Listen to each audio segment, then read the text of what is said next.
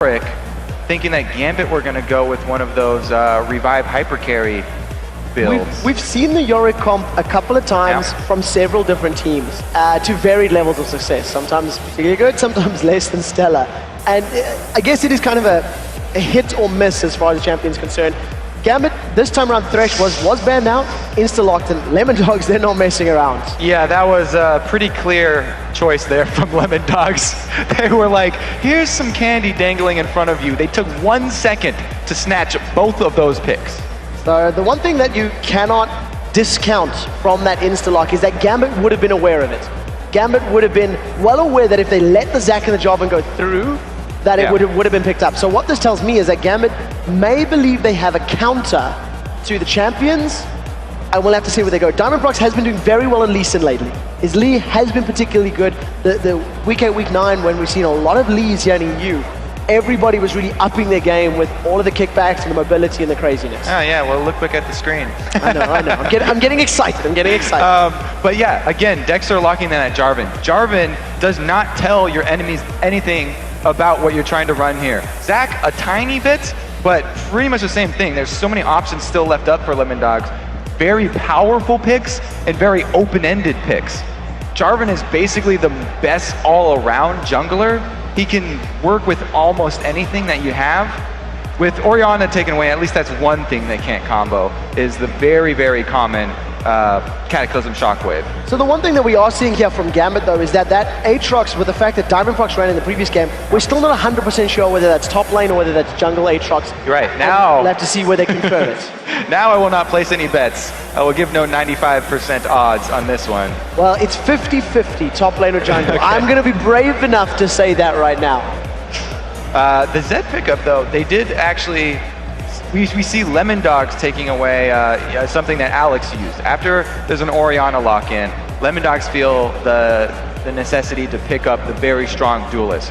Fizz and Ahri are already off the table, so there's sort of a very interesting tier of split pushing duelists right now, and he's really the only one up there with those two guys that was left. Now it's Lemondogs that are really in the driver's seat for that split game. As Shen, Fizz, Ahri, Twisted Fate, all gone. That's so much mobility that's not going to be there for Gambit to try and answer. We'll have to see how well Nukeduck can actually have an impact in this game, because with the exception of maybe Cogmore, there's a lot of shields and revive. The ultimate from Nectan's a lot of HP, the shields from Orianna, you've got a shield from Thresh, you've got a revive from Aatrox. It's going to be particularly difficult to insta-give somebody in one foul swoop, but the pressure's on Nukeduck to make it happen. Gambit are going with just adjustments to their play style, not the types of champions that they're picking. These are Gambit champions. Voidal, #1 champion, Thresh. What was his name? Darien! one of his best champions, Renekton. Going back to that one. Diamond, big fan of that Aatrox now, as we've seen in the last game. New upgrade, yeah, new upgrade. It's had a pretty good showing here so far this weekend. So Gambit really just going to play into the more aggressive early game style that they're used to. We'll look to see Darien aiding Diamond with his counter jungling efforts, again getting down those very deep jungle wards inside of Lemondogs jungle so that they can keep track of Dexter, make sure he doesn't get any surprise ganks off on Alex, because Alex really wants to be able to control the mid game, and if he's constantly getting ganked by Zed or by the Jarvan Zed combo, then it's gonna take out basically the playmaker for Gambit. Well, we'll have to see whether or not he can keep control of him. That is going to be the key in this matchup. We've seen the junglers butting heads early on in game #1, and it was Diamondprox that came out ahead. One thing that I am excited to see in this particular matchup is the return of 2 hyper carries. We've got a Cogmore on one side, we've got a Vayne on the other, and we don't tend to see these 2 hyper carries together at all. We don't tend to see a lot of Cogmore very much. He really fell off fairly sharply in the last couple of months. Yeah, but Genja does not really use normal quote-unquote champions. He's always been one to step outside the box. He likes Kog'Maw for the extra range and percentage damage that you get when popping that W, and they always will combo that with Thresh. The only reason he took that Kog'Maw is because they already had Thresh. That's why Thresh was their first pick. They've got an escape for the late game carry that usually does not have an escape. Whereas Lemondogs have comboed the sort of dive counter in Zyra with their Vayne. Vayne is looking to tumble around the sides and use her invisibility to get into good positions. Zyra's going to be there to back her up. Well, we'll have to see how effectively they can pull that off. We are jumping into game number 2 in the second semi-final. If the Lemondogs pick up a victory, they will be the second team to go 2-0 in the semi-finals, confirm their ticket to LA, and also challenge for the European Regional Finals tomorrow against Fnatic. Question is, can they redo what they did in game 1? It was a slow tactical victory, which they're going to be looking to replicate. Alex starting with cloth armor as well as a bunch of potions is definitely going to be helping him out. One thing that I think will aid Gambit towards that late game is that with Diamond on Aatrox, they have potential for diving a turret. Whenever you have revive passives, that's a very good point to start off those fights. And if Lemondogs do send Zed to split push, as teams so often try, then Gambit can go for those turret dives on the 5 versus 4 situation, and Diamond will be sort of the first tank, use his passive, and then hopefully they'll be able to have Darian pick up the aggro with him immediately putting out damage onto some of Lemondogs, and they're just going to try and capitalize on that 5 versus 4 fight. But as we said before, Zyra, sort of the queen of counter-engage, which makes that situation fairly hard. Looks like Lemondogs did a lot of prep once again. Well, we'll see if they can make it work, because all the theory crafting and planning amounts to nothing if you don't land the abilities and actually react properly.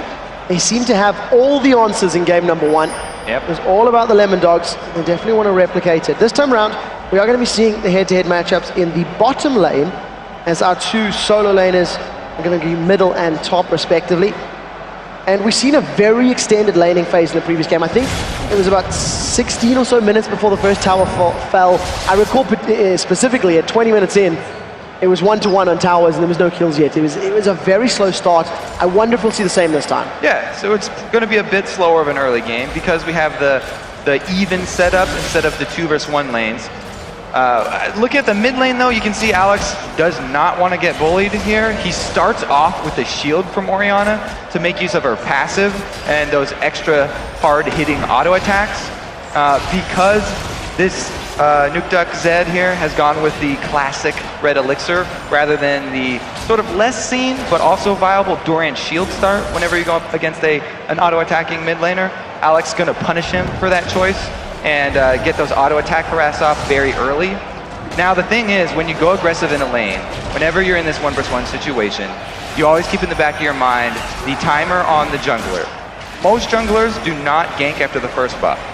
In this meta, now with the buffs giving so much experience, almost everyone will grab double buffs before coming. So that means before that 3-minute mark, you can be as aggressive as you want.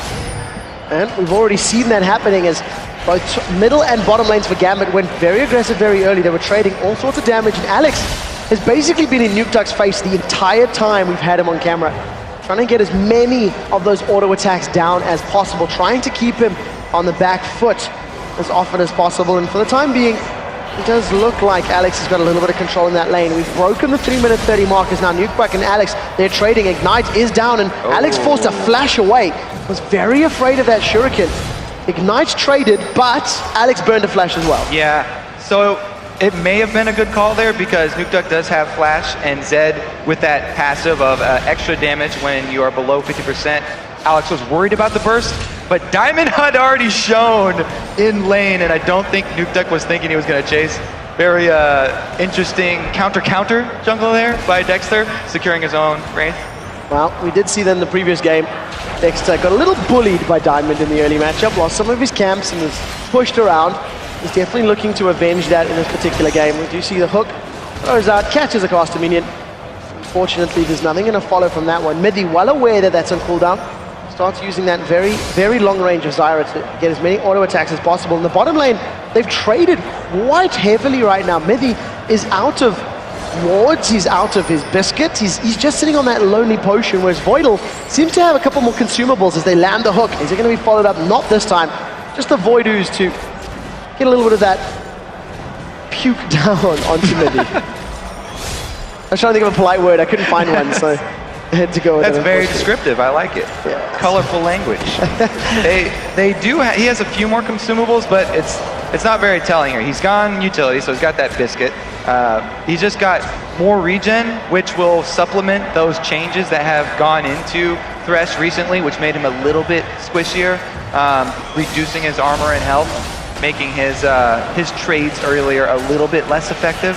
But as long as you use your shield effectively, he can still come out ahead in those 2 vs 2 situations. Well, taking a look at these summon spells as we go down, there are 3 ignites per side, no exhaust yet, and we'll see whether or not that comes to bite anybody or whether or not it'll help anyone out. You know, there is that Zed in there is a Vayne and a Cogmore. Now Diamondprox does avoid the knockup. The slow did actually come in, and all of a sudden Diamond turns it back on. Nukeduck forced to use that Living Shadow to get out cleanly. It's quite a bit of damage at Diamondprox. However, that Bloodthirst is going to be able to heal him up quite nicely. Giant chunk right there, and it was basically, you watch the cooldowns of your opponent. It's how you want to do trades. As soon as the combo from Jarvan's down, he is a very ineffective combatant. Without that, he has almost nothing left. So that was why Diamond tried to get something out of the combo, but Zed is so slippery, he was able to get away without blowing anything. And once again, Diamondprox and Dexter showing the focus and the targeting in this mid lane. Diamondprox trying to help out Alex as best as possible. Neither jungler managing to get themselves in any sort of advantage. So yeah, this is the same matchup that we talked about at the beginning. There was going to be a lot of focus on the mid lane because both of these teams love to camp for their mid to get that person rolling so that they can roam the map and make plays. Alex for Gambit has always been the one who makes the big flashy plays. Diamond being the secondary initiator there as he runs into Jarvan as well. Everyone's going to be aware of the situation.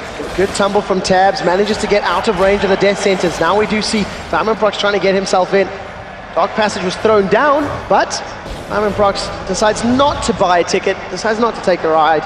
And we do see that Mithy and Tabs are able to escape. It does look like they're recalling, so first buy going to come down in favor of Lemondogs in that bottom lane. Alas, no initiation here, no action. And we are having that expected slower start to the game that it seemingly both teams have been okay with. This time around, Gambit have a stronger position. Last time, Lemondogs really had it all planned out all the way through the 30-minute mark. Well, Darian and Zora Zero, they're trading damage up in that top lane. Once again, 2 sort of bruisers. This time 1 AD versus 1 AP, and both of them have got some pretty good sustain tools available, so it's going to be a farm fest, I guess, until any sort of jungle focus comes down. It was interesting in that previous game, we hardly seen any sort of ganks in those solo laners. They were basically just left on a little island to play and trade and fight as best as possible. Darren actually using that Dominus just to farm up the way. Woo! Couple ults burned up there. Zoro Zero uses his as well. Darian's favorite, one of his favorite top laners is that Renekton because of the potential to bully in lane. Zac already picked though is very, very hard to take out of lane by anyone. Deathmark almost enough to pick up the kill onto Alexic. He was able to flash away, get the command protect down. Dexter even used the Cataclysm, so a couple of ultimates being thrown down there from Lemondogs. And Alex, quite casually actually, just walks away from that one, and it worked into his favor. That's a very good job of Alex avoiding that. He had to burn his flash just to get out of the Cataclysm, but besides that, he's fine. The blue buff doing a really good job enabling him to get off enough shields and slows to kite 2 people here. It's going to be up to Diamond to actually answer that aggression. Without the flash, you can see already Alex is very scared, and he actually just lost the large Wraith up there in mid. Nukeduck stealing it away with his Shadow. Well, we'll see how well Alex can deal. That's as big as the wins are going to be at this point in the game. I got the Giant Wraith. Well, previously Dexter was able to secure the Giant Wraith. Shockwave comes down. Nukeduck's able to get out of range of that one, I believe. Does use that Living Shadow, and once again, ultimate's traded. This time, however, nothing landed. Genja gets caught out. A shield goes down from Voidal to block some of the damage. And even after being rooted in place, Tabs has got nowhere to condemn the Caterpillar. Does instead turn around. So they continue the farm fest. 69 CS there for Genja's Cogmore. Triple Doran's Blade once again secured. Now another fight breaks out. Massacre comes down from Diamondprox. He instantly backs away. Deathmark is not available, but they don't know that just yet. Midi, here we go. His Ignite ticking, box comes down, Midi has to try and get away. Stranglethorn throws a Voidal into the air. This could be first blood. The Living Artillery secures it from a map away. Genja managing to pick that one up. They do trade supports, however, as Tabs picks up the kill. The Condemned does not manage to come out, and Genja flashes away from the knockup. Both supports going down. First blood, though. Genja with the Living Artillery. Like you said, now Alex is under trouble, though. Deathmark available. The Shadow Slashes come out. There's the Shuriken. A flash forward for Nukeduck, and the Deathmark will pop. Orianna gets dropped. Lemondogs with a 2-1 advantage. There's the lack of flash that we saw was going to make Alex play a bit more cautious. The only reason he actually did not is because he saw Dexter down bottom. Nukeduck, though, taking advantage of his ulti coming back off cooldown before Alex's. Because Alex had just tried to use it in that attempted gank by Diamond, he knew that he could essentially follow up his ulti with that flash auto kill. So, with the exception of Alex being on the scoreboard, both AD carries have a kill. Mid laner for Nukeduck has a kill. However, Alex does have a 20 CS advantage right now, so going to be a little bit close as far as that gold is concerned. He has been sitting on that Seeker's Arm Guard for a little while, so that's going to at least build him up some more armor and help, well, try to survive Nukeduck's burst. And of course, with that Tear of the Goddess, it's going to eventually become that Seraph's Embrace, which will also help, but we are many, many, many minutes away from that one. All of the laners return once again. Looking far into the future, where we can see our Seraph's Embrace upgrade even. That's going to be like 20 minutes down with those tier changes. I'm personally seeing team fights. That's what I'm seeing in my future. I'm not going to predict it, but it's what I'm seeing. It's what I'm visualizing. It's what I'm hopeful for. What good is a crystal ball if you don't use it? Right, all right, Lemondogs going to force one. Going to start the Dragon off. They've got some vision. Here come Gambit from the side. Dragon is a little bit low. Both top laners are not there. Alex is coming in alone. Shockwave catches three. Tabs, Dexter, Mithy are in trouble, but a very nice grasping roots holds Diamond Box in face. Dexter forced to flash over the wall. Gambit haven't stopped yet. They want to play. The knockup throws Mithy in the air. He gets slowed. The death sentence sentences him to death, and Mithy falls victim. Wow. True damage hits very, very hard, ladies and gentlemen. Now all of a sudden, Gambit with the numbers advantage. They're putting pressure in the mid lane, and they're grouping up around the Dragon as well. So because of that action down bottom where both supports lost their lives, there was no flash for Mithy to escape this one. I really thought Diamond was going to flash to Dark Flight to follow up on that amazing shockwave from Alex, and he probably thought the same thing. That's why he actually blew his ultimate while Diamond was so far away. But Diamond, very patient, doesn't blow his flash, waits for the single kill there. That's one thing about Aatrox. Yes, he puts out a huge amount of damage early, but a lot of it depends on being very close to his target because it comes from auto attacks and it comes from that E that he will max burst. That's a sort of inverted cone that gets very hard to hit the further away from him you are. I just called the top half of a triangle, but we'll see how well it is a triangle. Right now, we do see blue buff has respawned. This one is going to be donated over to Alexich. 118 CS on the board. That tier will stack significantly quicker. Sorcerer's Shoes in his back pocket, and if he can get some more of those 2- and 3-man shockwaves, that could be what is required. Remember, if everyone gets pulled closer together, the effective power of that knockup from Aatrox just gets amplified so much more. Basically like a shorter range Malphite ulti in many ways. We've been talking about combos all day long here pretty much, and that's a very effective one, but it's so hard to pull off the timing on that. Shockwave into Dark Flight. You have to remember, Dark Flight has 2 circles. Only the inner circle actually gets the knockup, which is about auto attack range for Aatrox, so it's not that large. We'll have to see whether or not they can make it stick. There's a little bit of difference in itemization here for Gambit's Genja and Lemondogs tabs. BF Sword followed in from those 3 Doran's Blades. I don't know why I'm surprised. Genja does tend to build Bloodthirster into Last Whisper into GA. It's something he's been doing for a very long time. And we'll probably see that again. But it is, of course, very early days. Over on the other side, Tabs has got a CS advantage. He's got that Cutlass completed. And once he gets the Blade of the Ruined King, it's going to be a very scary Vayne. Yeah, I guess Genja just does not value attack speed. Even on a Kog'Maw here. He's going with his tried and true build. Well, triple Doran's Blades. Very luckily, one of Kog'Maw's abilities will give him some attack speed. So He may be banking on that just for now. And to be fair, Misfortune's got an attack speed buff as well, so maybe that's where the lack of itemization stems from. We will have a difference in spikes then, or in power levels here. Vayne, as soon as she completes Blade of the Ruin King, gets so much to synergize with her kit that is already very assassin-y heavy for an AD carry. And then we can see Tabs actually have the ability to make plays, whereas Genja is still just going to be a backline source of artillery for Gambit. And everybody misses on the bottom line. Woo! Stranglethorns goes a little bit of damage into Gambit's bottom lane, but nothing knocks him up in the air. Death Sentence gets thrown on. That goes wide too, and absolutely nothing comes of that one. So we'll probably be waiting until the Stranglethorns comes up once again for Mithy before they try to jump on anybody.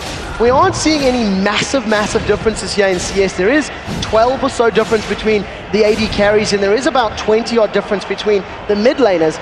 But those numbers have been there for a fairly long time. Neither team is really pulling significantly further ahead. And if you discount the gold, Gambit in the lead. Hey, quick shot. We have some action coming here. Nukeduck's looking to make something. He has not been seen by Gambit coming up through wards, so this could be an effective dive with Zed. We'll see if it works out. Deathmark goes down. We're going to look for the pop. Darian's gone low, and the pop picks it up. Nukeduck and Zora Zero combo together in a very successful tower dive. Okay, they did get Darian, and Zora Zero still has his passive. Clear win right there for Lemondogs, as they haven't even had to sacrifice lane minions. Very good rotation of Dexter towards the mid lane to pick those up.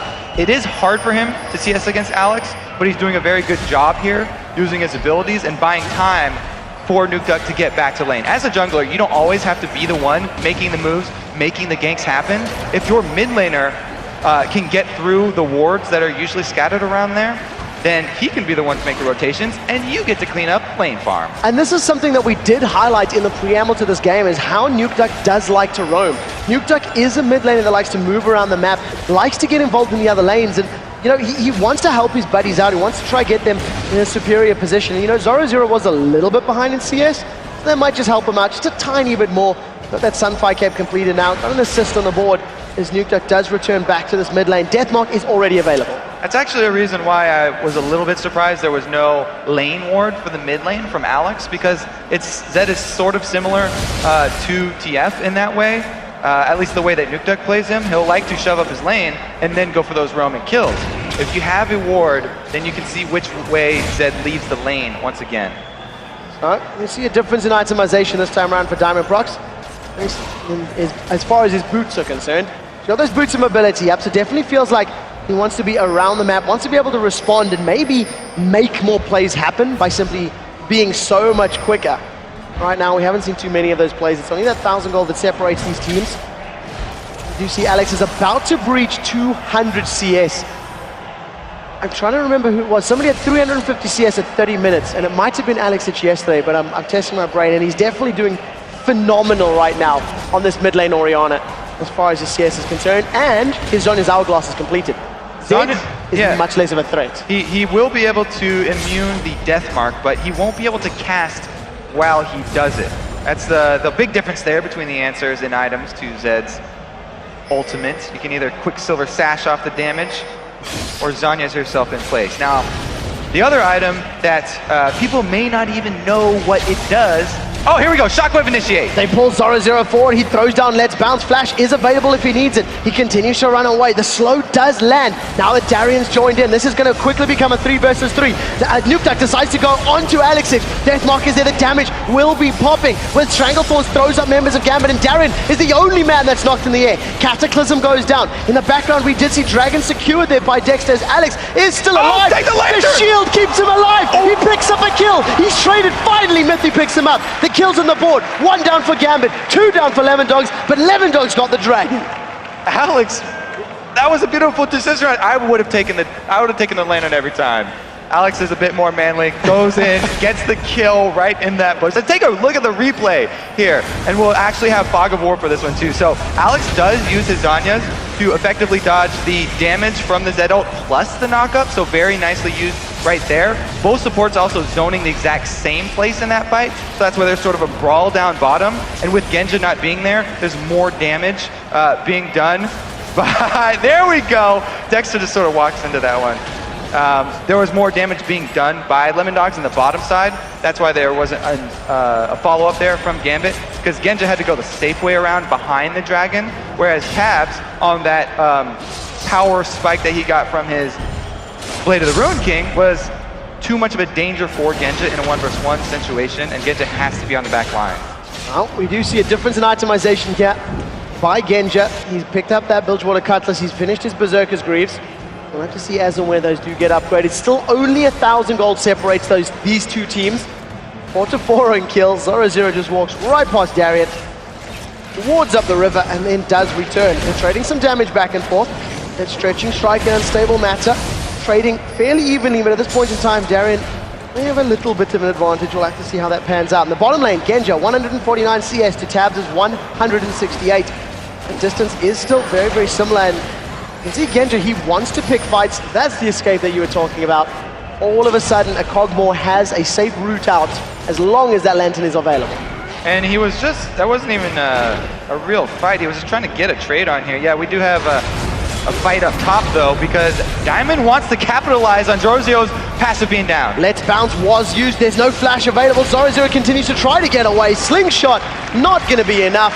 Gambit pick up the 5th kill of the game. Now the Death Sentence catches onto Tabs. There goes the Stranglethorn. Voidal is the target. Deathmark has not been used as the attack. Shockwave was used on Tabs. Barriers keeping him alive. Come on, attack into distance. Isn't available. The ball doesn't reach. Tabs 1v1 Alex.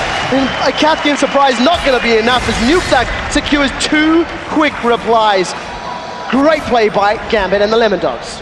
Especially Tabs right here. Let's take a look at the replay. This is Alex landing a nice shockwave and the dissonance after to get Tabs down to half. We think he's done, but he's got barrier. And because of that Blade of the Ruin King, beautiful maneuvering around the ball from Alex. He's able to keep him just out of harm's way from the last command attack. Finish off the Orianna. And Nukeduck was able to save that death mark till it was needed. He picks himself up a 3rd kill of the game. Gold is now in favor of Lemondogs for the first time, but it is only 200 gold difference. Nukeduck working towards that last Whisper. He's had that blade completed. You can see the Phantom Dancer getting closer and closer for Tabs. And Gambit need to find a way to buy time. They find a way to get Cogmore a little bit more impactful. Find a way for Diamond Brush to complete a couple more items. He has once again gone for a Wriggles Lantern, Jungle, Aatrox. So I don't even know if they need to buy time. People say time heals all wounds, but Lemondogs are actually the ones with an answer here. I don't know who is going to go up against Zed in the late game. We've already seen him right there have the potential to assassinate even tanks on this Gambit team. So it will have to be Gambit being the ones making the move. Again, Lemondogs will set up the board here and force Gambit to be the ones with initiate. Well, we'll see how they respond. You do see that Darien is doing very well with that Renekton. Spirit Visage, some 5k, you get a 50 CS advantage over Zoro Zac. He's going to be very, very strong. Dragon was taken a little while ago, so there's nothing available for these teams to move towards. Only 1 tower down apiece.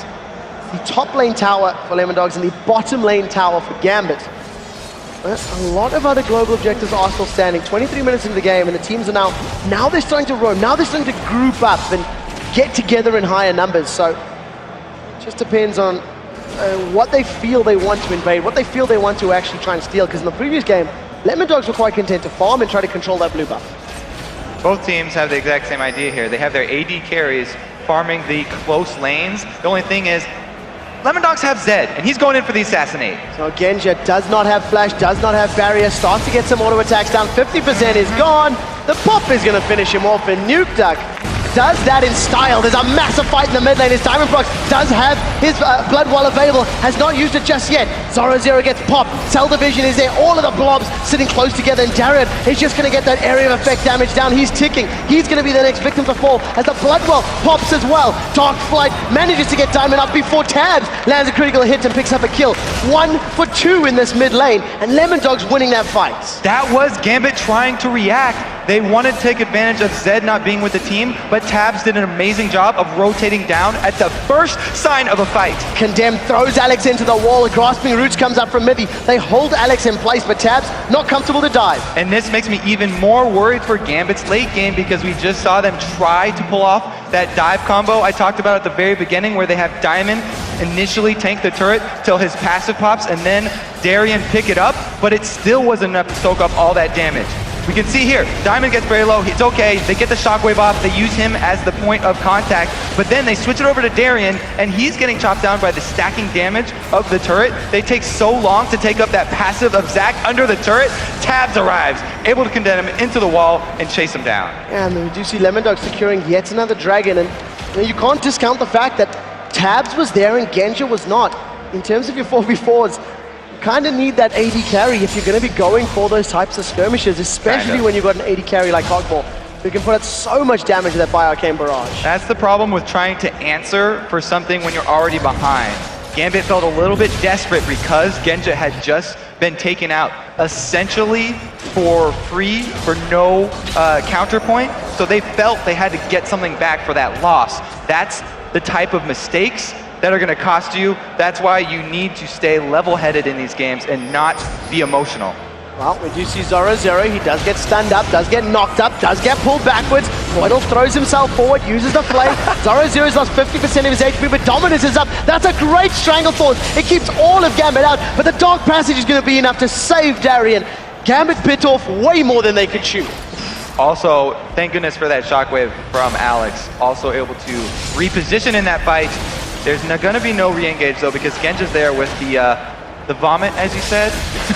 This time round, we do see the AD carry of the Lemondogs missing. Tabs is up top farming, while the rest of Gambit had a bit of a numbers advantage in the mid lane. Dexter, realizing he didn't want to pick a fight that he wasn't convinced he could win, decided to back away. Yeah, that Zac is a tricky fish to land there. Even with the death sentence hook in his mouth, able to bounce away. Now we see Diamond Procs been jumped on. Deathmark's going to go out, does pop it even through the shield.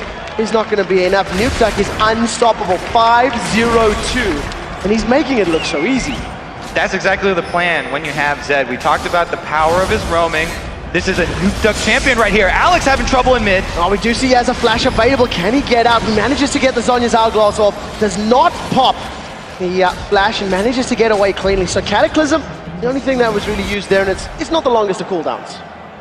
The other guy that's not going to have long cooldowns is Nukeduck over here with his double buffs. He's walking around, fully warded up, bottom side jungle. He is just king of the hill over here. Definitely trying to find somebody else to take down. Now the Lemondogs in this last passage of play have taken 3 more towers. They've got 4 towers down. Gambit are forced to this mid inner turret. Nukeduck is not afraid of anybody. That is a lot of damage down. The knockup lands onto Darien there by Dexter. Thinking about going in, but there's nothing else to lock him in place. The rest of Lemondogs now start backing away. Keep in mind, Midley and Tabs are not with that central cluster. Tabs is just solo split pushing this lane. Does have a 229 CS, grown that lead above Genja. Phantom Dancer completed and working towards either their Last Whisper or the Infinity Edge. We'll see what he decides to build. Last Whisper would be a decent pickup because they do need to melt the front line here, but there's not a lot that he can do if he ever comes up against Nukeduck, because Nukeduck has gone full armor shred. He really gives no cares about who comes to meet him in the bottom lane, because he's got the max percentage penetration, plus still flat penetration from that cleaver. And now he's choosing Alex. The shockwave didn't manage to land. Unfortunately, Alex went down before Nukeduck could even do anything up in the top lane. Tabs was able to 1v1 Genja. So if you see a Catherine surprise, not going to be enough to close him up. Nukeduck. They're chasing him down. The knockup manages to get flashed away. He sidesteps the slope. Nukeduck living shadows away. A flash from Darien. The ignite is ticking. Can Nukeduck get away? Not going to be this time. 500 gold goes to Darien. He got 2 flashes out of that, and he was able to take their time away, so that allowed Tabs to take down this top turret. So that's definitely a trade the Lemondogs are going to be happy with. They extend the tower lead to 4 right now. 5-1 is the total. There's a 6,000 gold difference in Tabs. After going so incredibly low to Genji's Cogmore, has farmed his HP all the way back up. That Blade of the Ruined King doing overtime against those minions. Dexter just going to take a peek, see if Gambit flinch, and they do because Alex is not there. But Lemondogs are definitely in control of this game because of that power. They have the option to split push, whereas Gambit don't. Even Tabs now is a better duelist. We talked about the power of Vayne with that Blade of the Ruined King. He took more damage from the tower than he did from Genja. Exactly. That's not a good sign. Genja's tried to put himself in a position to answer, actually skipping that Blade of the Ruin, or that Bloodthirster build that we usually see from him, and opting for Blade of the Ruin King. But even so, positioning yourself by a turret enables Tabs to just tumble condemn you in there, and with the stun, there's nothing for him to answer with. He has to have that Thresh next to him, which is the reason they picked Thresh, but he's been solo farming here and paid for it twice. So remember, ladies and gentlemen, that if the Lemondogs close this game out, they will be in the grand final tomorrow against Fnatic. They will be going to represent Europe at the World Championships. Right now, Darien has been caught out. Zoro dives himself in, doesn't get a knock-up. Darien is the focus. Shockwave is good. Lots of people locked in the Cataclysm as the Stranglethorns come down. They've traded a top laner for a mid laner as now Zoro is the focus. Voidal forced to flash away. Dexter re-engages, gets a double knock-up, and here comes Zoro. He pancakes Voidal into the ground. He's thrown up into the air. Cell Division gets popped, as is Bloodwell. Tabs and Genja are around. The question is, who's going to do more work? Tabs manages to pick up one, and now Genja turns back onto Tabs. Living Artillery picks up the kill. Genja is chasing down Mithy. Living Artillery does not land. His mana pool is dropping. Not going to be enough to pick up a kill. 4 for 3. Still advantage Lemondogs. Tabs got a little hypey there. Tumbling in too close. Slipped on the ooze from Genja. But still, even with Tabs being the last to arrive at that fight, they came out ahead. They got one extra kill there. Small win for Lemondogs. Gambit are actually happy with that trade because they're behind right now and they need to gain that free lane farm for Genja. This is what we talked about, Nukeduck not caring who he uses his burst on. It's effective on Darien, or it was semi-effective there. It wasn't on Darien, they're on the same team. But it put them in the position that they got locked up by Alex's Shockwave, which enabled them to pull off that combo of the Diamond Dark Flight in there. At this point, they think they do have the opportunity to finish it off and chase down for the Cell Division, but that's just because Tabs was not there from the beginning. Genja was at least able to pick himself up a little bit of extra gold, and that could be a much-needed confidence boost for Gambit. But you see Genja very overextended. He's actually stolen away that blue buff. He's got those little rings running around him, so well played. Unfortunately, that does mean that Lemondogs have got positioning on this Dragon, and they should be able to secure this one uncontested. Gambit, nowhere to be seen, unfortunately. Also, when I said Darien, I meant Darien. Yeah, it was, of course, the top laner of Gambit. Nukeduck jumped on him. Now we do see that Seraph's Embrace was completed by Alex Itch. He's working himself towards that death cap, and his shockwaves, while they haven't been game-changing, they have still been effective. Yeah. It worked very well. Especially in that last fight. With Zed committing with his ulti, grouped up 2 members of Lemondogs at least, and was able to get off a decent shockwave. So we are at the 32-minute point in the game. 51,000 to 46,000, 17 kills to 10. And what this means in Europe is Baron is going to be the next point of call. You can see there is a ring of vision already being littered here by Lemondogs. And whether they decide to try it or bait it, this is probably going to be where the next fights happen. You can see both of the teams grouping around. Dexter that starts the fight first. Knock up Diamond once again. Knocked up mid. Jump. Shockwave catches 3 members of Lemondogs in the background, but that is a great Stranglethorns. They pin Voidal into the wall as Zoro re-engages. Let's bounce is what he yells. Manages to knock up multiple members of Gambit, and this fight is heavily in favor of the Lemondogs.